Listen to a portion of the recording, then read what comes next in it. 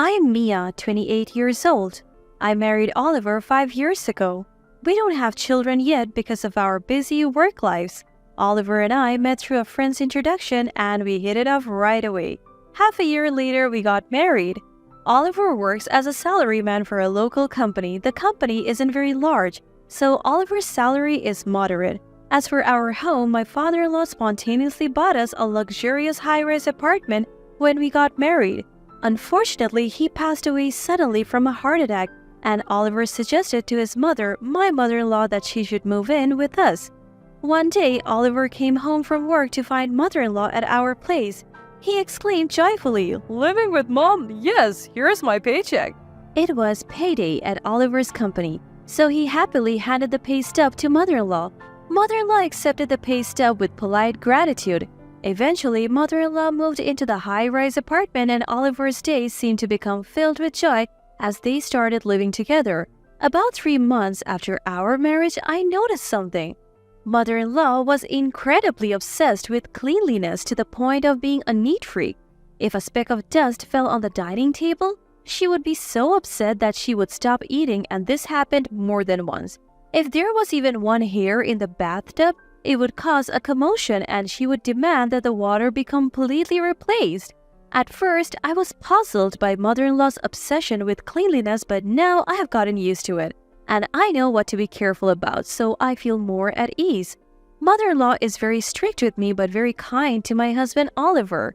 When Oliver comes home from work, mother-in-law waits for him at the front door, taking his bag as soon as he opens the door. Then she asks, "Do you want to shower first or have dinner?" If Oliver says he wants to shower first, mother-in-law promptly prepares a towel and a change of clothes and even joins him in the bathroom to wash his back. Then she dries him with a towel when he comes out of the bath. About dinner, mother-in-law had something to tell me when she started living with us. "I know all about Oliver's likes and dislikes, so I'll be the one to make Oliver's food." After my mother-in-law said that, I no longer had to make Oliver's meals. As days went by, I felt more and more out of place. Oliver was always concerned about his mother's mood and he stopped talking to me as much. One day, I asked Oliver, "Who do you value more, me or your mom?" What kind of silly question is that? Of course, both of you are important. "I don't feel that way." Don't worry about it. A few days later, I saw something I wasn't supposed to. I was doing all the laundry, but mother-in-law was hand-washing her clothes again after I had washed them. She must think my washing doesn't get the dirt out. I was so shocked that I asked mother-in-law, "Mother-in-law, are you unhappy with my laundry?"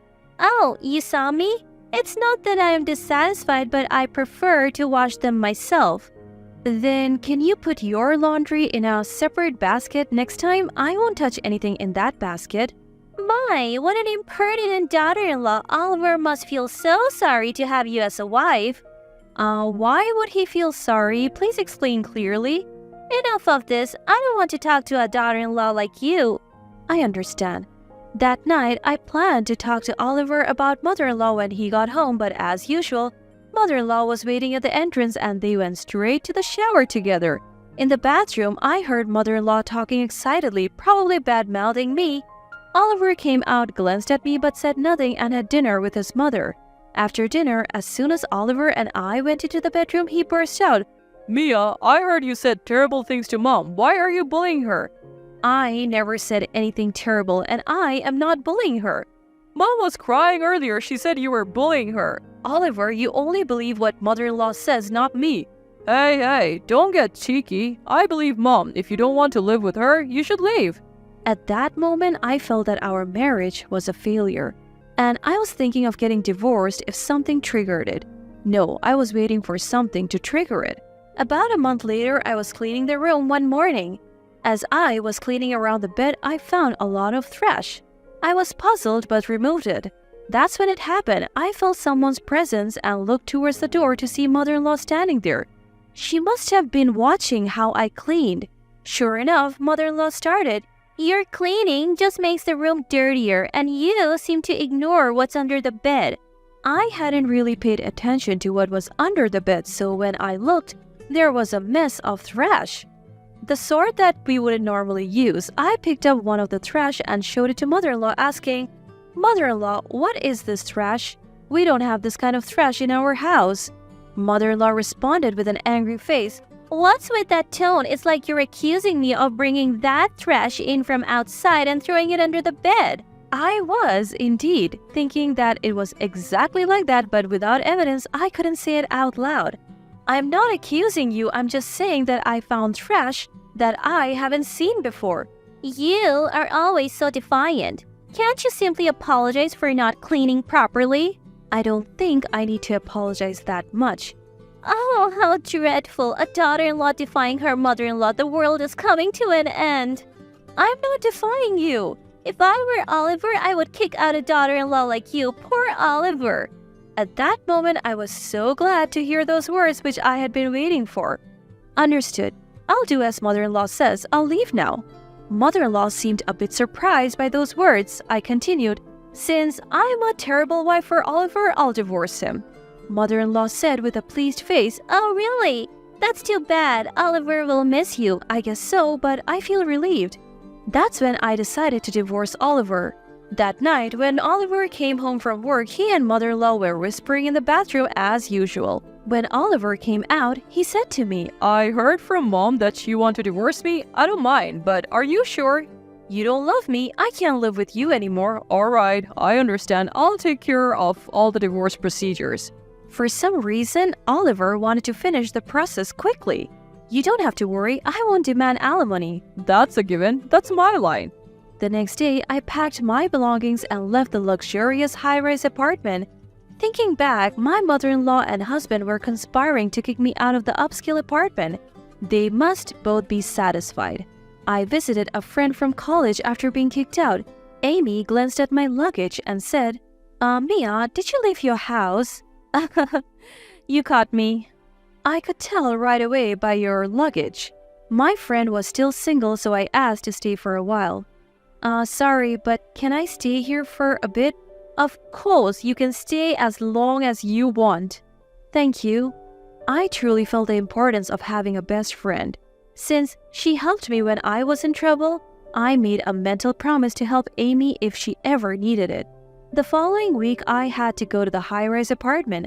I got a call from mother-in-law saying that my signature was needed on the divorce papers. I didn't want to go, but since it was a signature for the divorce papers, I reluctantly left. When I arrived at the high-rise apartment, mother-in-law and Oliver seemed overly pleased about having driven me out. It felt like they were gloating. Oh, Mia, it's been a while. You look well. Mother-in-law was speaking in a way that made my teeth grate. Oliver was smiling, saying something he had never said to me before. Mia, how are you? Always take care of yourself. Their words gave me a chill. I have brought the signed divorce papers. Oliver, please sign them and submit them. Goodbye. I was about to go home, but mother-in-law said, Mia, don't hurry home. Stay and relax. Yeah, stay and eat something. Actually, the meal is already prepared. It's your favorite. Reluctantly, I stayed for a meal at Oliver's home, thinking that if Oliver and mother-in-law had been this attentive before, we would never have divorced. Mother-in-law and Oliver didn't seem to want me to leave even after dinner. I had a bad feeling. I felt like there was some ulterior motive, and my suspicion was confirmed. Mother-in-law said, By the way, Mia, Oliver's company has gone bankrupt and we have lost our income. About the compensation money in the divorce case.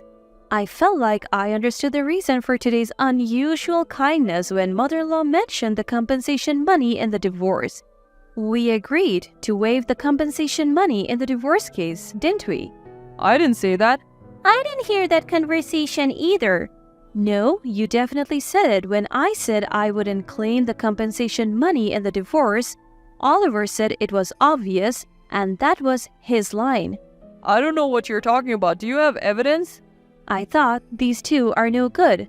Now they want the compensation money from the divorce and are going back on their previous promise. Reluctantly, I took 2 documents from my bag. They were the pay stubs of Oliver and me just before we separated. I had taken them with me when I left the high-rise apartment just in case. Here are Oliver's and my pay stubs. Please take a close look. My salary written on those 2 pay stubs was more than twice Oliver's. The company I worked for was very strict, but the salary was very good, and my college friends were envious. So what? Do you want to brag about your salary by showing us this? You are such a rotten woman, Oliver. It's good that you divorced her. Say what you want, but as you can see from these pay stubs, almost all the living expenses were covered by my salary. What are you trying to say? Moreover, Oliver spent all his salary on himself. What's wrong with me spending my own money? Is what this woman saying true, Oliver? Oliver just makes a face as if he's bitten into something bitter and says nothing. What I want to say is that Oliver has never supported me financially as a husband. We were getting by on your salary, so what's wrong with that? No, it's not okay. Oliver, I asked you before to contribute some of your salary to our living expenses, didn't I? I don't know.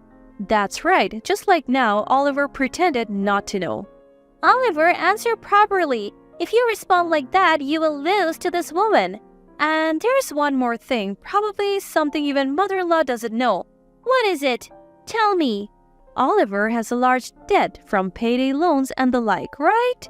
As I said this, Oliver clicked his tongue and looked away. Mother-in-law said, What about it, Oliver? Do you really have debt? Answer me. Oliver, still looking away, answered, Yeah, but I'll win it back with horse racing and pay it all off, so it's no problem. Oliver, how much debt do you have? Well, if I sell this high-rise apartment, it's enough to wipe out the debt. Oh, Oliver, how could you? Mother-in-law started crying at that. How about selling this high-rise apartment for your beloved Oliver, mother-in-law? Mother-in-law didn't answer and was only crouched down crying. I have no intention of paying compensation in a divorce trial to someone who hasn't cooperated with me in our married life. My debt and compensation in the divorce trial are different matters. No, they're not separate matters. If Oliver and mother-in-law are unhappy, please take it to court. I don't intend to lose. Then mother-in-law said to me, Mia, please help Oliver, I beg you. And mother-in-law deeply apologized to me. Mother-in-law, please lift your face. Don't do that in front of me. It's unseemly. You're really a cold woman. Do you enjoy bullying an old person?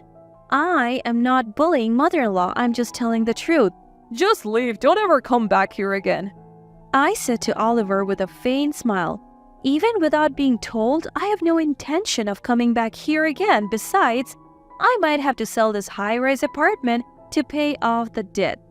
Shut up. Just leave.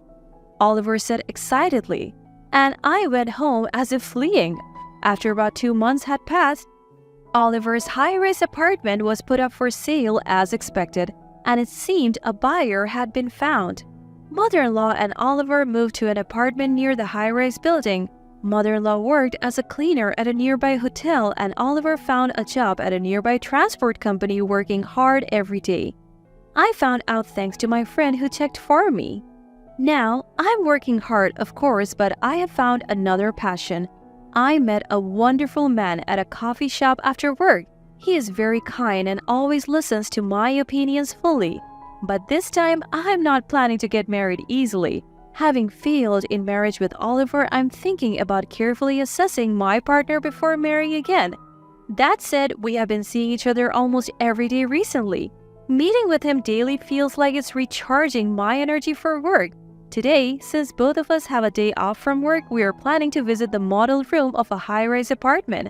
I want to live in a high-rise apartment overlooking the sea with him, sipping coffee on the living room sofa while gazing at the ocean.